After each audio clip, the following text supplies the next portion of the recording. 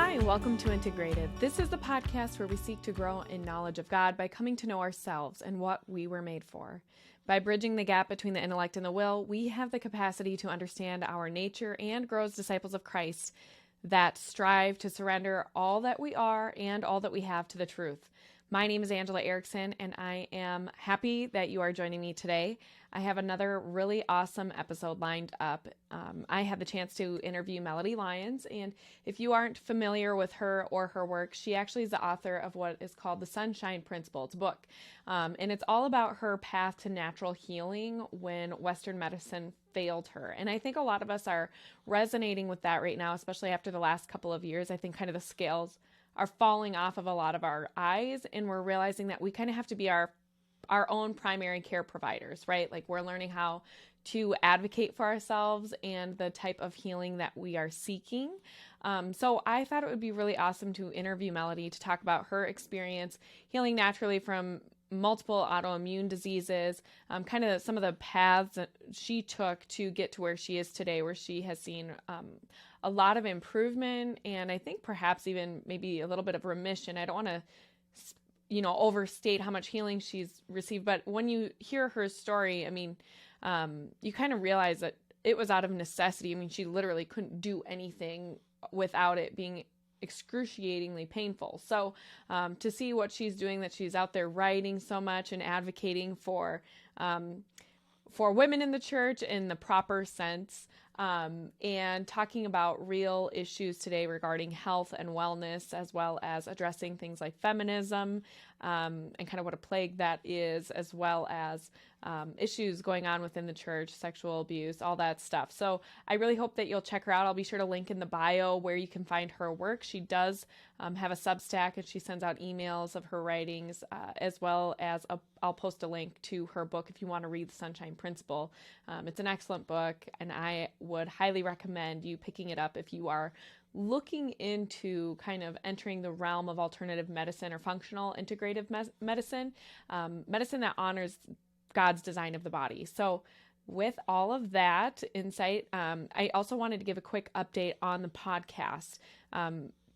Thanks to some of my generous patrons, I decided to kind of jump in on offering this podcast now on YouTube. So if you would like to view this podcast episode, my interview with Melody, you are more than welcome to. Just head on over to my YouTube channel under Integrated with Angela Erickson. Make sure you hit the like button, subscribe to it, and hit the bell so you get the notifications. I really appreciate all of you who have reached out to me and shared with me how much you've enjoyed listening to the podcast. So I'm really excited to be offering now my interviews on video for those of you who are interested or prefer watching podcast interviews. If you are liking Integrated a lot, please don't forget to subscribe, all of that stuff, but maybe consider becoming a patron yourself to continue to help offset the costs of putting together this podcast. I really appreciate it. It's honestly amazing to me. And I don't have words. It's kind of like a dream come true. I was telling a friend of mine the other day. So with that, I'll let you watch this awesome interview, and feel free to send me any questions or follow-up that you have. Thank you so much, and enjoy. Thanks, Melody, for coming on to the podcast. I'm really excited to have you on, and I would love to give you a chance to introduce who you are and a little bit about your work. Yeah, thank you so much for having me, Angela. I'm really excited to be here. Mostly what I am is a mom and wife. I mean, when people ask me what I do and who I am, obviously that's what comes to mind first, and then all the other distractions. Most of my work just flows entirely from that, flows from my vocation and back into my vocation. So, but I guess what I've been doing most recently is, writing and speaking into the topic of healing, and a Christ-centered healing specifically. And that flows out of my personal experiences, but also seeing in the community and, all through the church, these different areas where, Christ just reaches us from, pro-life work to care of the body, to motherhood, to marriage, and my own story just kind of flows out into that, and that's where people seem to want to meet me, and so that's where I write from. Yeah, it's interesting because I think I first came into connection with your work. Actually, you wrote about feminism, and it was actually quite refreshing the first time I saw it, because I thought for the first time somebody else I had noticed, at least for the first time, somebody saying similar things that I had been thinking to myself as I sort of came out of this notion of pro-life feminism that I think is very prominent in the church. It's kind of trendy. And so I it's been interesting to realize, like, that's actually, I mean, yes, that's part of your work, but really a lot of your work stems from your own personal experience of trying to heal naturally. So tell us a little bit more maybe about that story, if you would. Kind of, how did you find yourself in this place where you realized that you needed to heal your body so desperately? Yeah, well, the short answer is that I really had to be sick enough. I had to be sick enough to care. And that's where I was. I took my health for granted. I had a standard American diet, which, so many of us do. I didn't really understand the needs of my body, though I thought I did. And my health and all of it just came crashing down. And right in the middle of those years of motherhood, where just so much, it's so physically, emotionally, and spiritually demanding, I was faced with a decision to either live a highly medicated life or to make changes. And, the medications had done nothing for me up to that point, and actually were contributing to the harm of my body. And so I was just left with the decision to remain in that fixed place of total misery and dependency on the system, or to keep searching for solutions. And that journey is what led me into my own healing, into just a whole new world of discovery about what the Lord has in store for us. And also, to writing my book, The Sunshine Principle, which discusses my healing. It tells a little bit of my story, and also is just my, the hand that I want to extend to those people who find themselves in the place that I was in. Yeah, it's an excellent book, and I encourage anyone to go buy it, especially if you have questions. I think a lot of people after the last couple of years have more questions about alternative medicine and whether or not the traditional Western allopathic model is maybe the best model for your regular stuff.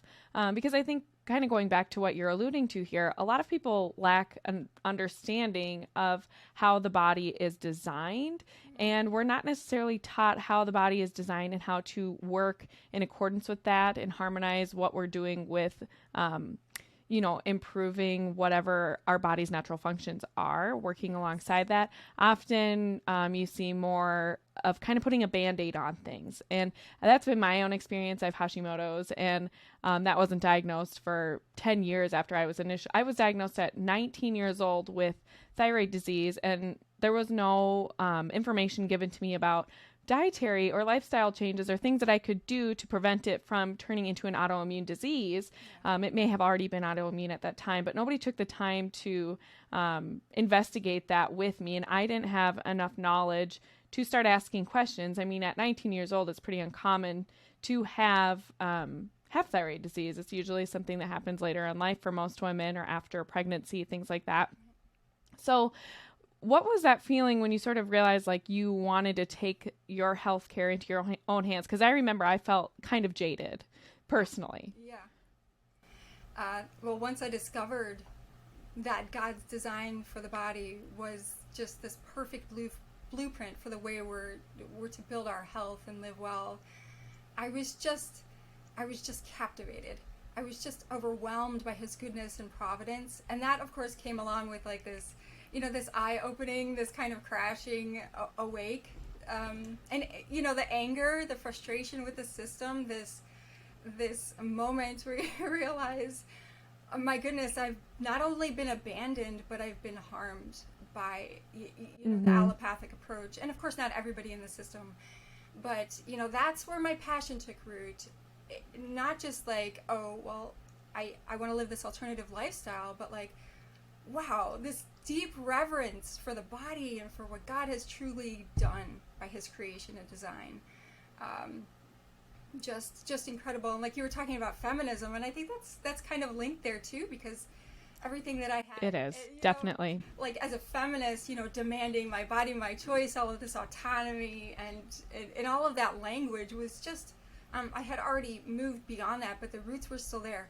And it just, I was able to sort of explosively birth out of it, you know, just like, wow, the body itself is not the limit. It's who designed us, what he designed us for, and how he intends for us to be treasured and healed. Right. And I think too, even coming kind of with that feminist language, because even the language there, it's not purely feministic in a true sense. I mean, at the end of the day, like when we're going into a provider, someone we deem to be an expert, we expect that they are giving us true, full, informed consent, and that they have an understanding of how the body physiologically operates.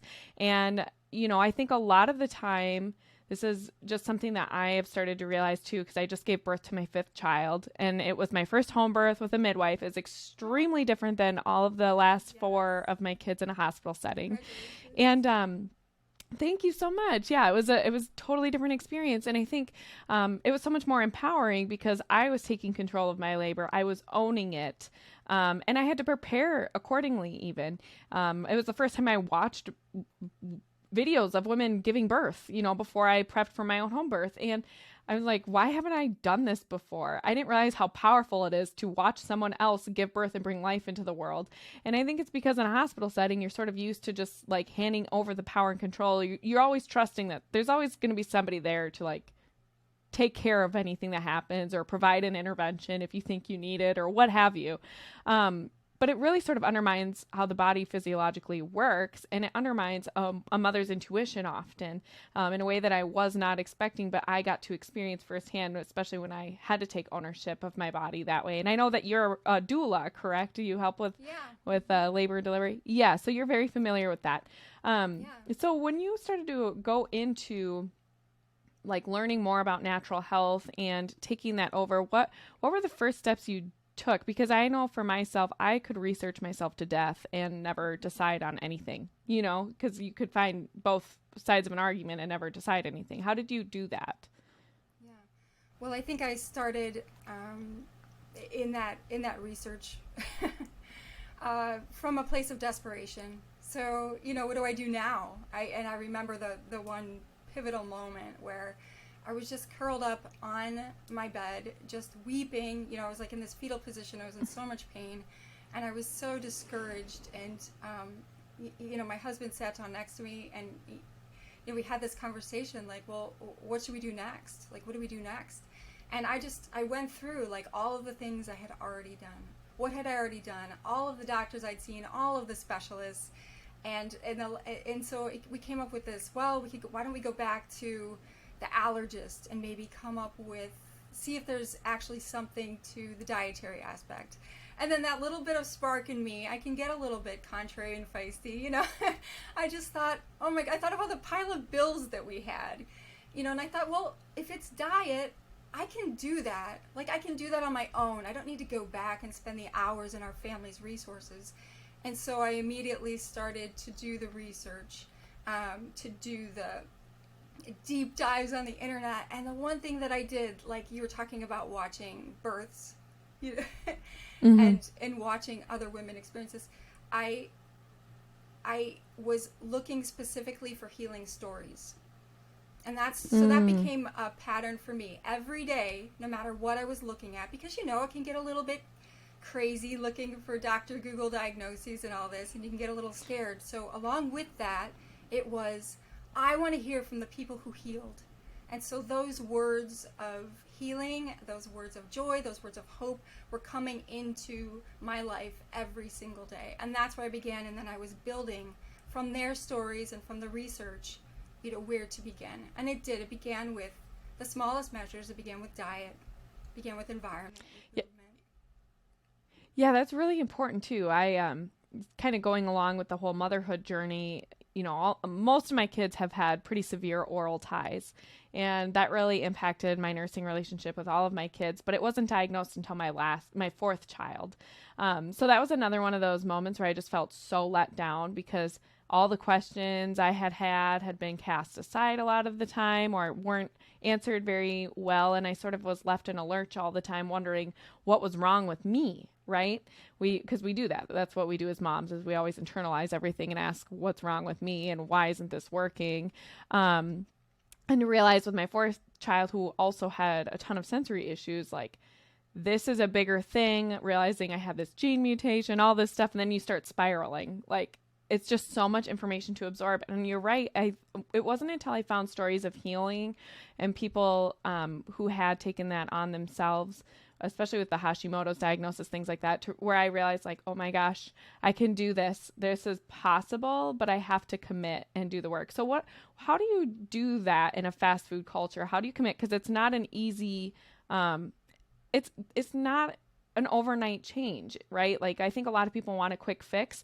And when you're talking about your health and even in the spiritual life, and that's why I also wanted to connect the dots here between our physical bodies and our spiritual, our souls, because when it comes to healing, whether it's the body or the soul and mental health, whatever, it's not a quick fix, right? You have to put in the work. And so what was it like for you when you started to put the work in physically, and how did that impact your life spiritually? Oh, it was explosive. When I entered in that first time, like I said, I had been to every possible, it felt like every possible allopathic route, just with dead ends. And so I'd reached that point of desperation where when I found a solution or something that I thought would work, I was all in. I just said, I'm done with trying. I'm going to go for it. And so I started with my diet, and I cut out every possible thing. I made this huge list of like anything that could be inflammatory, any possible ingredient that could be inflammatory. It's extremely restrictive. It was extremely restrictive. That's how desperate I was. And and just eliminated them. And it wasn't easy. It was really challenging. But I was committed, fully committed. It was too difficult for me to be moderate. Like people are always like, well, just, I'm going to cut some of this out, some of that. I had tried that. It was not for me. It was either all in or I'm not going to make this work. So within 3 days, I was experiencing dramatic changes in my body. And within, 3 to 5 days, I realized I haven't felt since I was a kid what it was like to be well. I had inflammation in my body. I lost 5 pounds. I didn't even need to lose weight, but I lost 5 pounds just of like retained water, just the, edema.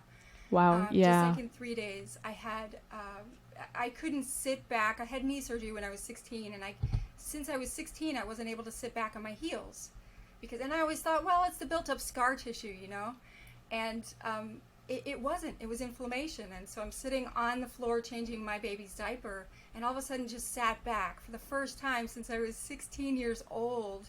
And I thought something here is so different. And so, within a short time, I had this explosive physical realization of what it was like to be hungry again, to be without severe headaches, just to have these changes. And then I was compelled from that point on by just this persistent, overwhelming gratitude and a sense of obligation to my body and to the Lord and to my family. Like, look at what I can do with just a little bit of discipline.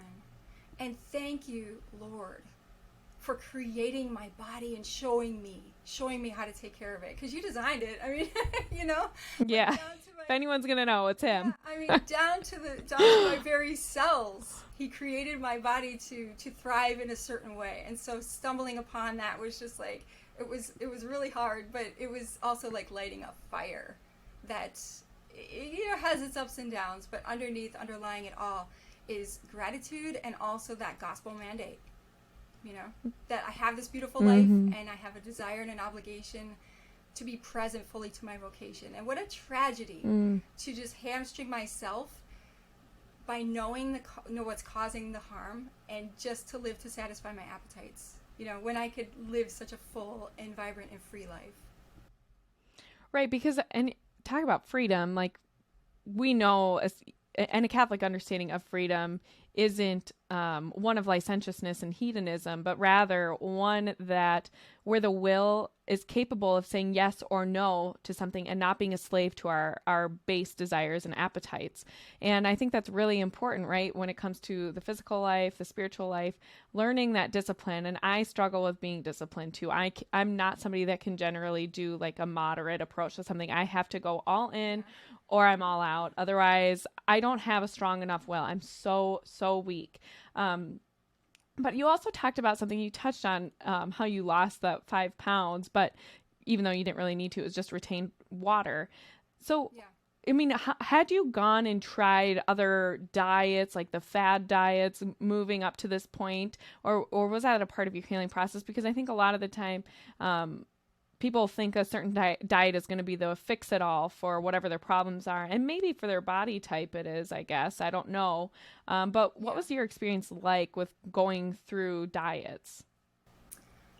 I had touched lightly into a whole bunch of things, like a lot of people do. You see, oh, well, you should have more of this or less of this, or emphasize, diet in this way. And nothing really ever helped. I just had... because it couldn't have really, right, for where I was at. So there's good in each of the specific diets and lifestyles, especially if there's an urgent health crisis, which demands like a very specific protocol to be used for maximum benefit. An example of that would be cancer. So for example, I know people whose doctors have them on a ketogenic diet, to try to get their bodies into a state of ketosis for their particular battle that they're facing.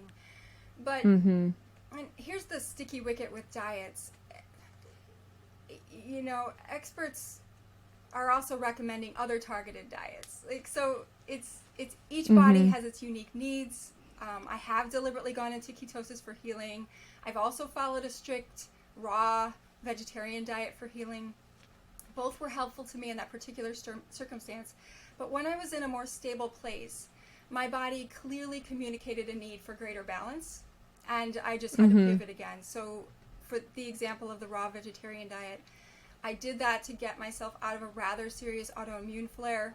It was very helpful, but it was not sustainable long term. Right. So like with the AIP diet, the autoimmune protocol, a diet long term, it's not for me. And so we do have to listen to our bodies, understand, and it's not a failure. If we're on a diet and we're just languishing, we're like, I have zero energy, I feel terrible, then we have to look at, okay, well. But why, right? Like the constant question has to be, why is that happening? Why? And kind of like, when we start to have questions, I always tell people when they're considering Catholicism, converting to Catholicism, I always say, ask why, but don't stop there. Like it's not enough to just languish there, but when you ask why, seek out the answer and, and then consider that, weigh that against what you already know and know through experience and through the intellect. Does that correspond with your experience and what your body, your mind, your spirit is telling you? So that's, I think that's really important when we're talking about how to heal our bodies, because often we're not good at listening to what our body is telling us, right? We're going to push through everything. And even with taking care of our bodies, I think moms do this a lot. I'm sure husbands do it as well. But when we sense that our body needs to be taken care of, we will not prioritize it because we feel like we always have to prioritize our children, which, yes, they are important. We always, we always do need to take care of their needs first. But, at the end of the day, if you're exhausted, it's okay to take a bath and like do something, that will help rejuvenate you, because you just can't give what you don't have. Right. It's so true. And it's a very fine line, because we learn through our faith and through the example and lives of the saints about this pouring forth that we're supposed to be doing. And then on the other hand, we reach a point where we're going into the doctor to get medication to manage depression, anxiety, and chronic disease. And so, right, it's like we understand what happens. Like, I can't serve my family. I need help. And yet, there's this disconnect somewhere in the middle. Like, well, I just have to push and push and push until I break. That's right. It's not really responsible stewardship.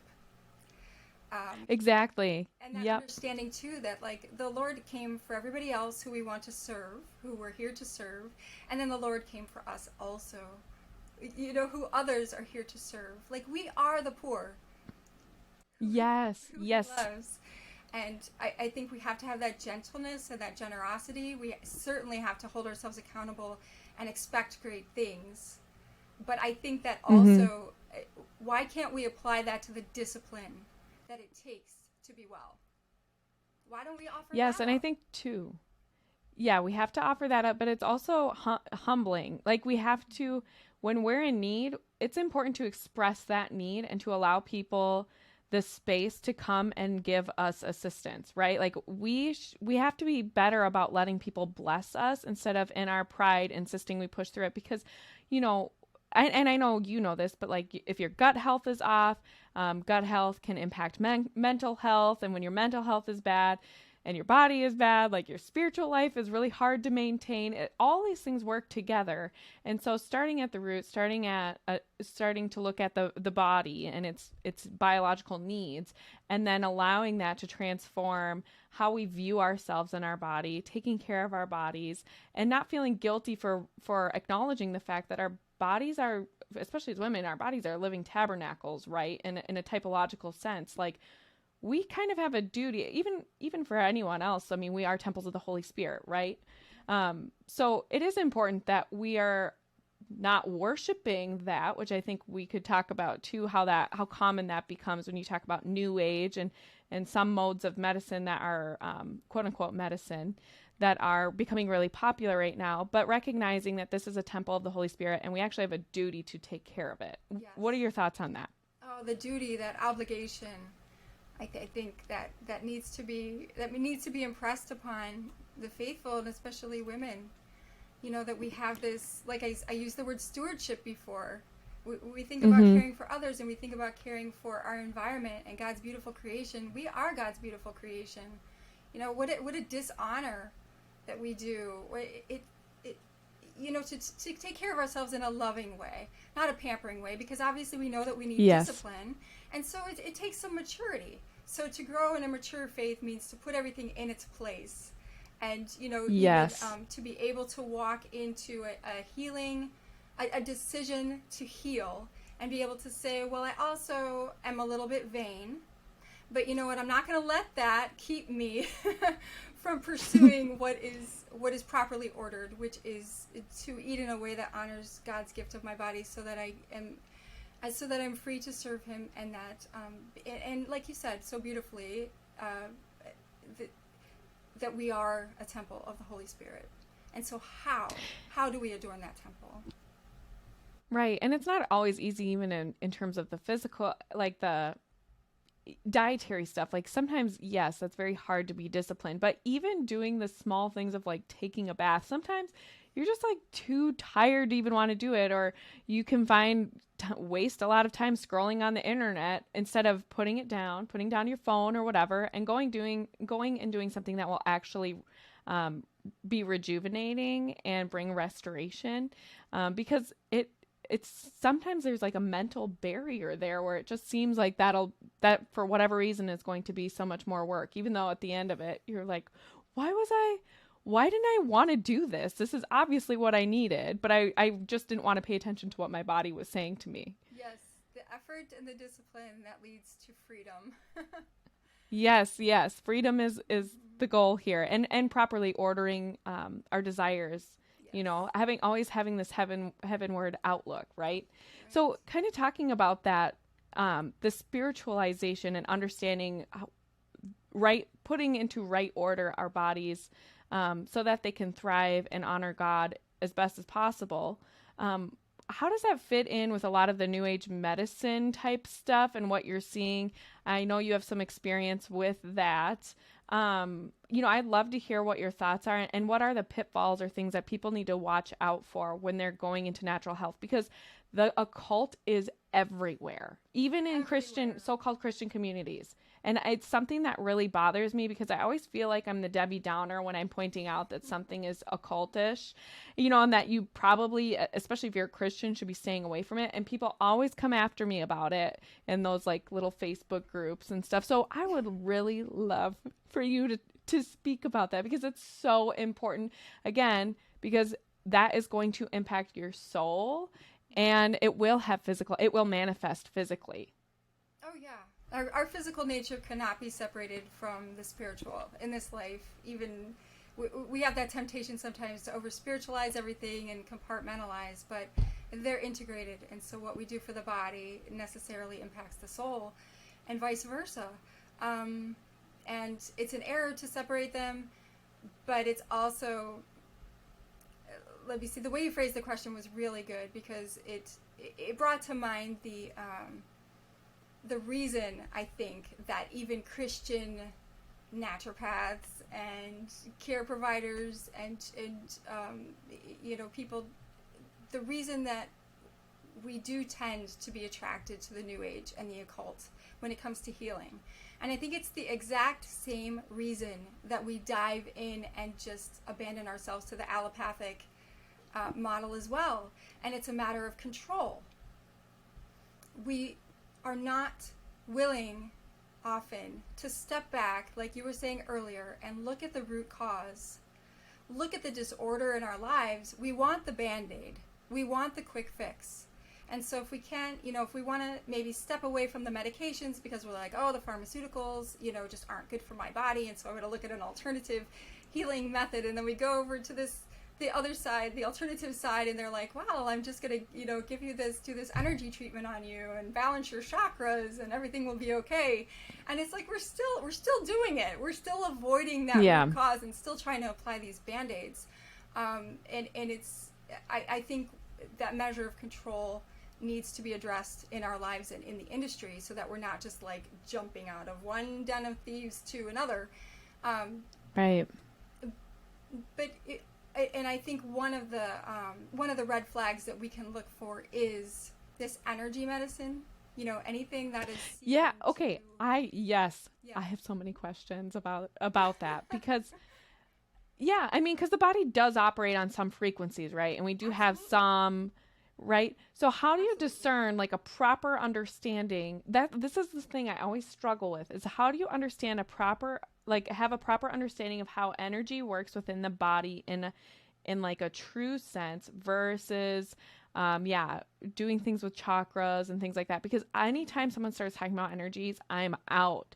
Like, I don't know if it's legitimate or not, and it sounds so new agey to me that I can't, even though I know it's true that the body operates on various frequencies and there are different things going on. So how much can you speak to that? Because I feel like that is one thing I'm dying to understand.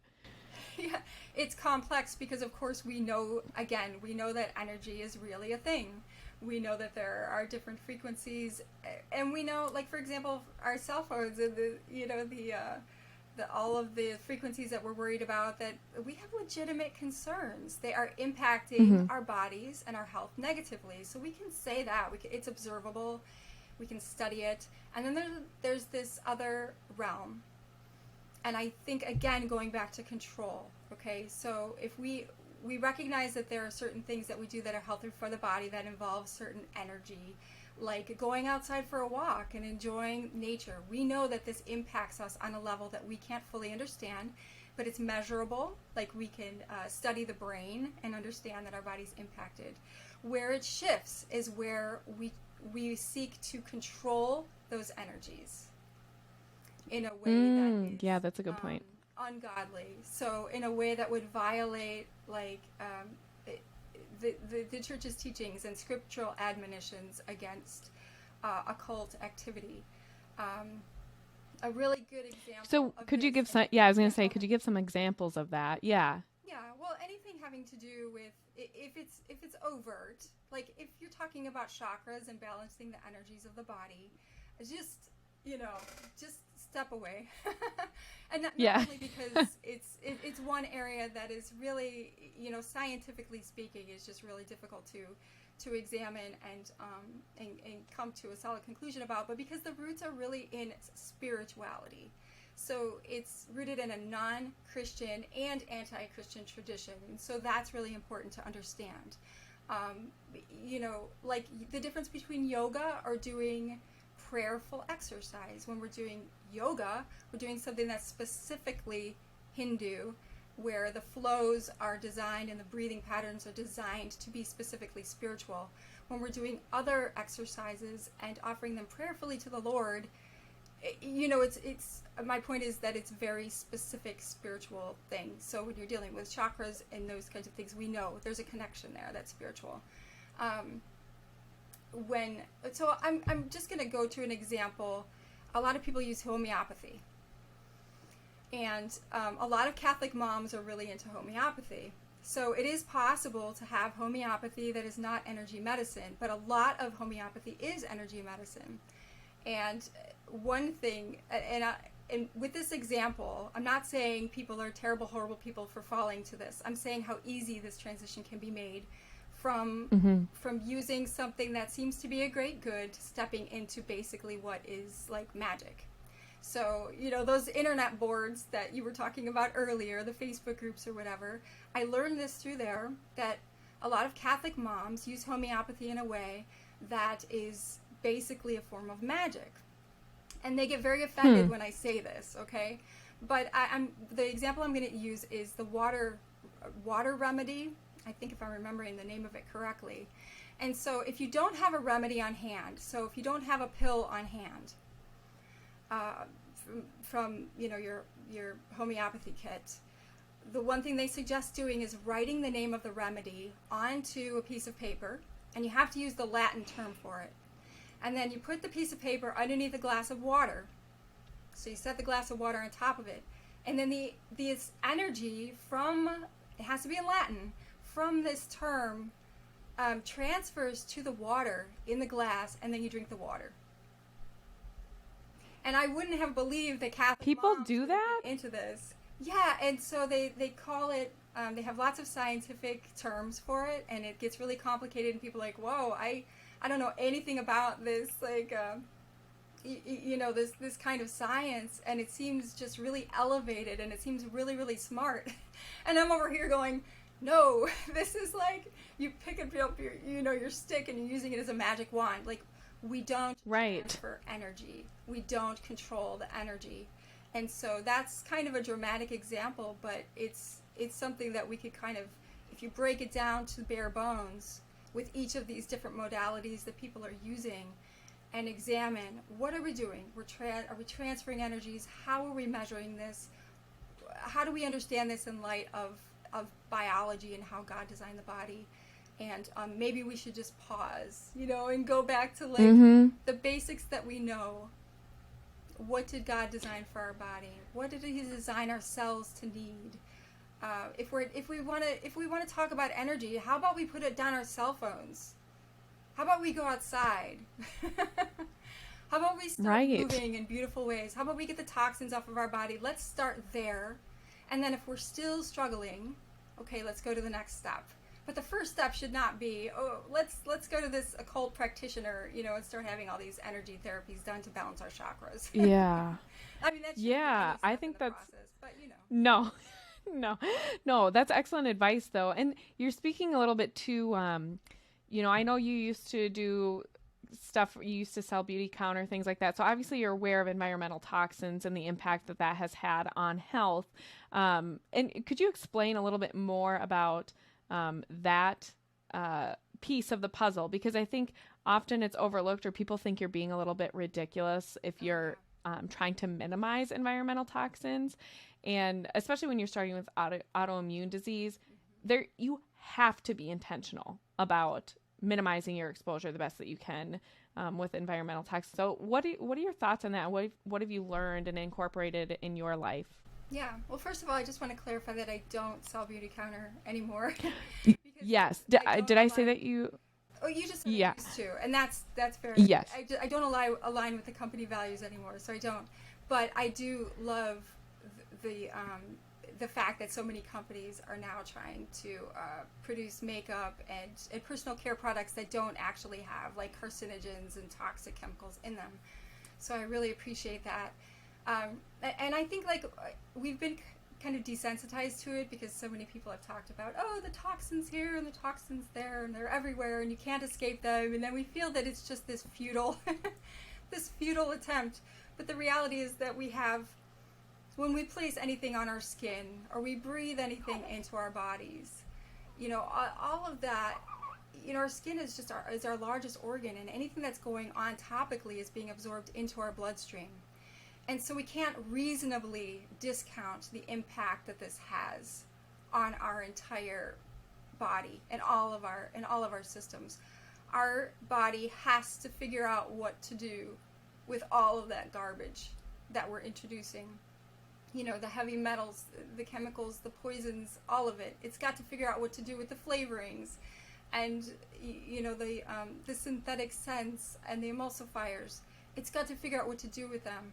And if you look at what the body does do with them, it's very, very helpful to actually look a little bit into the science. What does our body do when we're getting the aluminum injected along with, you know, whatever vaccine or something else?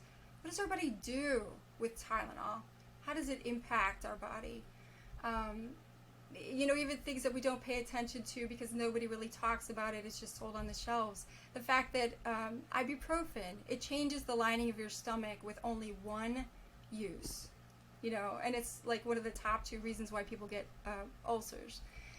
So wow. I don't think it's that we don't know. I think it's that we have become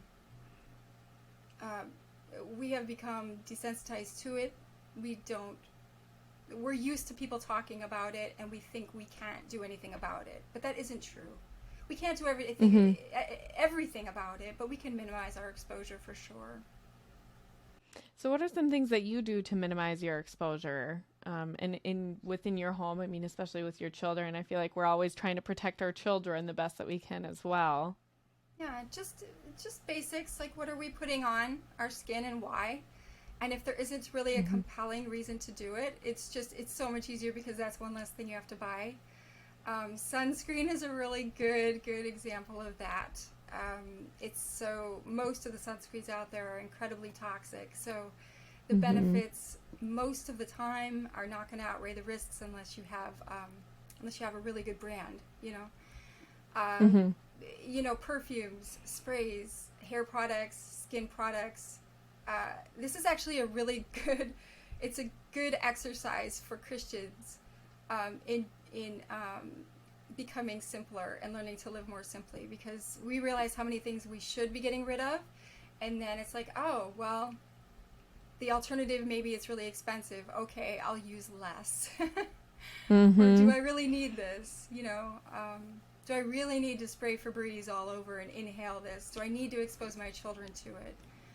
And I don't think we really realize how toxic the interior of our home is. So cleaning supplies is a big one.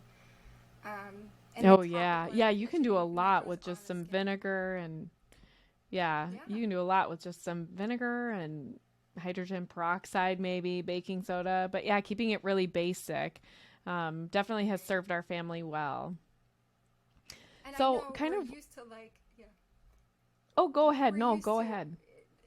Yeah, we're used to clean smelling a certain way, so we're used to the way that, like, maybe that really strong cleanser smell, like, oh, it's clean now because it smells strongly, but that just requires, like, a mental shift. Yeah. Oh, definitely. And even kind of the mental shift, if you decide to start making some of your products at home, thinking it's going to take you forever to do that every time you need to do something. That's just not the case. I remember that was kind of something that I had to get past when I decided to start slowly incorporating homemade, you know, whether it was an all-purpose spray or dishwasher detergent or things like that. I always felt like, oh, this is going to take forever to do, or, you know, every week it's going to take up so much time. I'll never keep up with it. And once I got a feel for like what the recipes were like, they're very simple, but it was a very quick transition. And all of a sudden I realized, oh, this will just take me 30 seconds to refill this bottle. And so the mental burden really isn't that great anymore, because I know in reality it's definitely worth it in terms of a health standpoint, and it's not going to take that much time for me to just put more stuff in a bottle. Like most of it is water anyway, right? So kind of, we've talked about part of your health journey. We've talked a little bit about the occult. And I know one thing that I wanted to touch on in this interview, and we've touched on it a little bit, is the whole vaccine thing. Especially over the last couple of years, you've been pretty outspoken about what we've seen, and I have really appreciated it. And I know you're pretty good friends with whoever, what's the account name? Veritas Libertas. Veritas, yes. Yeah. Yep.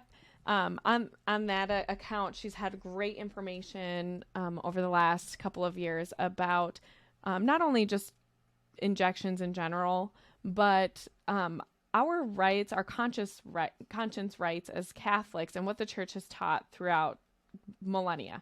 So I would love for you to speak to that, because it really, when we talk about health and our spiritual lives, there is a large component of it that is meant to be self-determining. And when you have institutions that are interfering with that, it's an affront to human dignity, really. That's not to say that we have a right to do things that are immoral, but we do have a right to be self-determining in matters that do not impact other people and are not harmful to ourselves or others. So I would love for you to speak on that, because I know you have done extensive writing and research on that as well.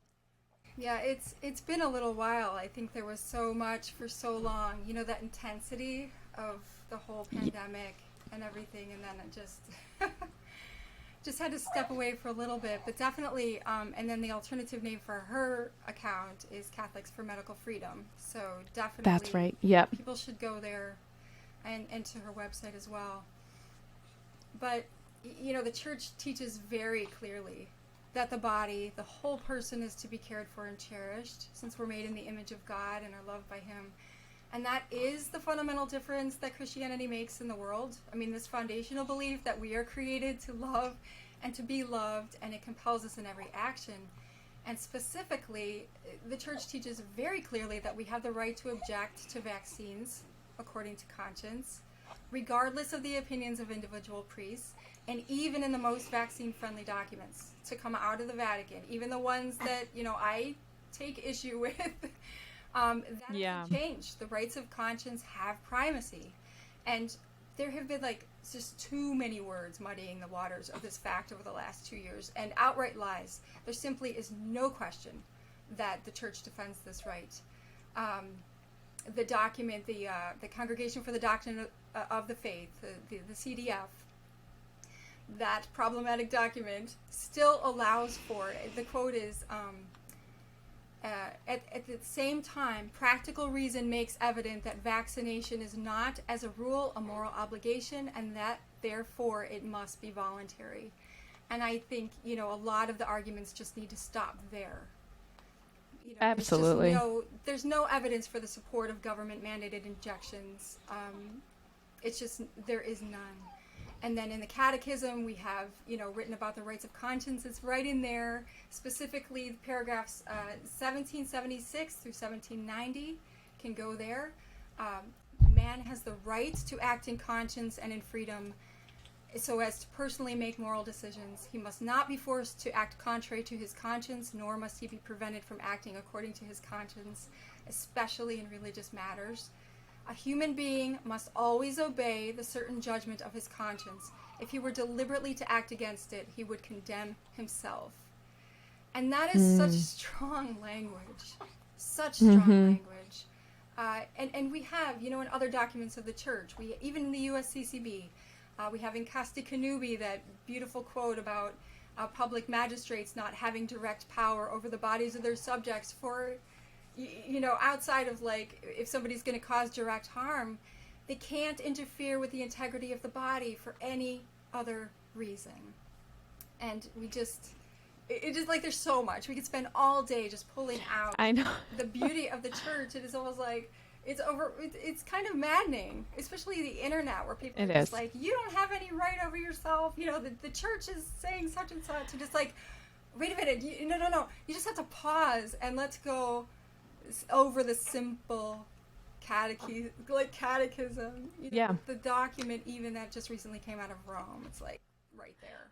Yeah, it feels pretty basic, and I just have found it interesting how quickly we went from that, especially in light of the new leaked document from the Supreme Court, to all of a sudden the "my body, my choice" thing.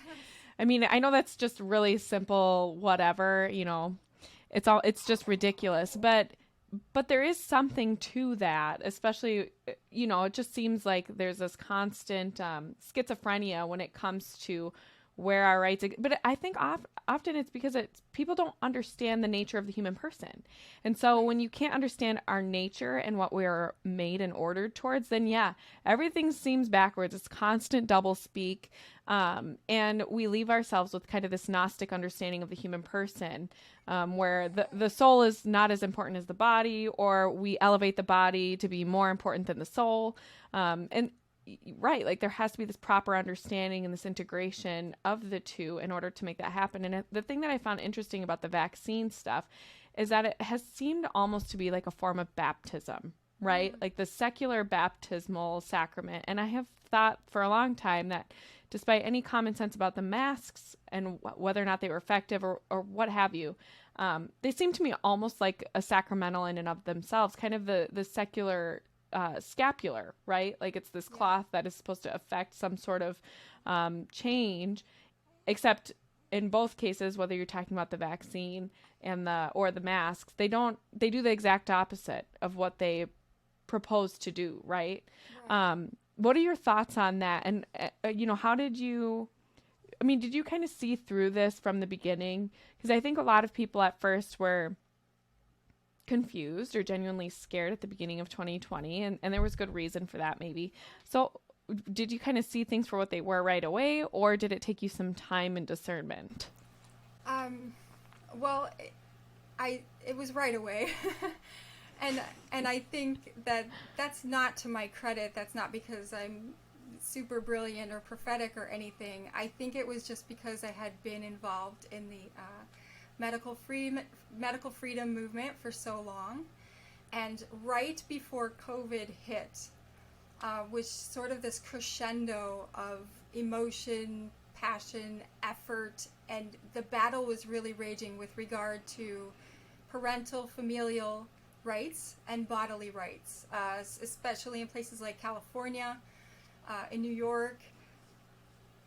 The typical places. And I also remember like there was a huge battle going on in New Jersey right as quarantine hit, and actually there were like people gathering outside of the State House, demonstrations. Robert Kennedy Jr. was there. All these people were out there, and I was watching live, I think on Instagram stories, just watching. And then when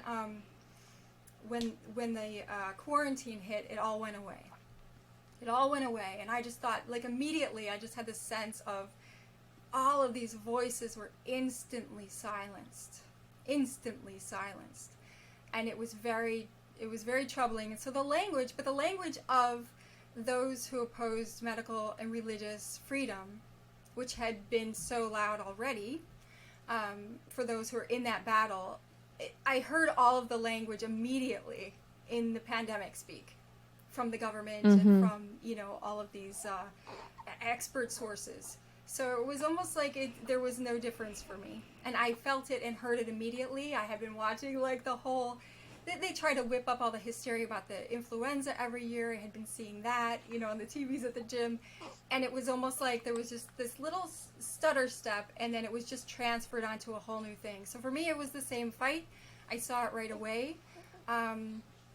And it made me look kind of crazy to people, because they're like, oh, don't you, you just have to, and of course I was concerned, and of course, you want to be careful, right, and you don't want people to get sick, and ultimately I did end up getting very sick with COVID. Yeah, I did too, by the way. Did you? Mm-hmm. Yeah, I got pneumonia and almost was hospitalized. That's where I was as well. And so it wasn't a joke to me at all. It was just, but this primacy of autonomy, of conscience, and of understanding how the enemy works to harm people. to isolate them, to terrify them. All of these, like everything. If you took Christianity and flipped it inside out and upside down, you took good, it would become evil, and it becomes this emptiness, and it was all the language of the enemy.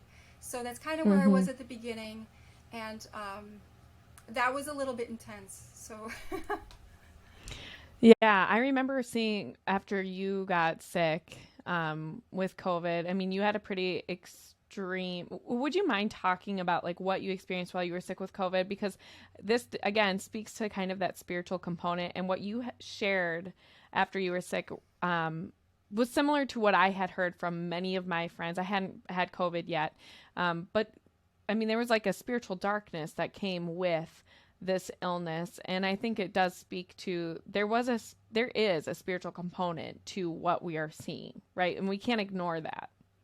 absolutely.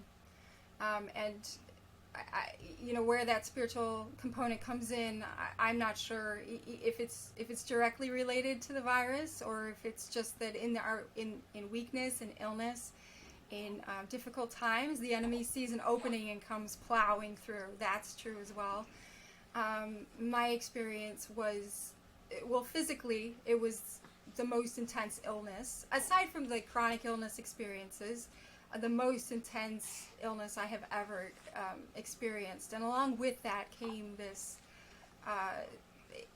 this emotional and spiritual trial, which was a level of darkness I guess I haven't experienced before. I've experienced desolation, I have experienced trials, I've experienced doubt, definitely darkness. This was more, the best way I can describe it was a blocking. It was almost like if I was engaged in a battle and there was an offensive against me, and it was this like big, black, heavy wall that just shut down on me. And even in my attempts at prayer, it wasn't like I was just in this lonely, desolate place crying out into the darkness. It was this experience of being blocked. And it was that isolation was so intense. Like, you have this physical isolation happening, even in the midst of my family. Nobody can experience an illness for you, just like nobody can go through labor for you. And so it was very much, I was so aware of all of the people who were in actual literal isolation during this illness. And it struck me so heavily, so grievously. I almost couldn't believe, I couldn't believe it before, but like experiencing it. How can we abandon people to this utter isolation, this darkness? Like, it's such, the evil of it was just so apparent to me. And I was sick for a while, and that kind of remained for the duration. But intercessory prayer is really important. Ask people to pray for you always. Accept. Build a community that will intercede for you. So. Yeah, that's interesting because it seemed like, I sort of spent the first week or so just waiting for it to get better. I think I was optimistic the whole time, until I sort of realized one night when I was cooking dinner that I actually couldn't physically stand up long enough just to cut up the vegetables that I was trying to prepare. And I remember looking at my husband and saying, this is not good. I can't breathe standing. I can't do this physically. I'm too exhausted and I can't breathe. And, when I finally went in to get looked at, my lungs, the nurse practitioner I saw said that they were the worst she had heard yet, but that she was afraid that if she sent me to the hospital that they would not provide care because my levels of oxygen were still coming up pretty okay. And I don't know what would have happened had we not worked out. I was pregnant too. I was about 20 weeks pregnant. So, thank God for good practitioners too that will sit down and work out how to care for you in an acute manner, right? Because you can have an acute illness like this where you do need something, right? We're not saying that allopathy is always wrong or bad or that it doesn't have its place in medicine. It absolutely does. But when you start forcing people into these things against their will, and it can have a long-term impact on the body as a whole, then we have to ask questions, right? And so, yeah, I was just very grateful for that. And my experience too was like, I just couldn't pray. Like it was almost like a paralysis, and I don't know if it was just the fatigue or what have you, but then you sort of get out of that habit of prayer, and it's harder to get back into it, right? Like you spend these days lying around wasting away, and then all of a sudden you slowly are improving, and yeah, there's the gratitude there. I just remember being so grateful that I could do basic things again. It was the most ill I've ever been with an acute illness. But the gratitude component, it's like you just always come back to that when you're restoring your health. Because when you've been really sick, then to feel even somewhat healthy again is such a gift, Yes. right? Yeah. Very much. Yeah, definitely. Well, I want to thank you for all of the amazing work that you do. I feel like there are so many things. When I started looking at all the things I wanted to talk to you about or interview you on, I was like, I can't cover all that in a single interview. So I hope you'll come back on, because I would love to talk more about your experience with New Age and yoga and all of that stuff. I think we need to have more voices speaking out honestly about that and so many other issues today. So thank you for all the writing that you do on that, and I hope you'll come back on. Oh, thank you. I would love that. Yes, it's been a really fun conversation.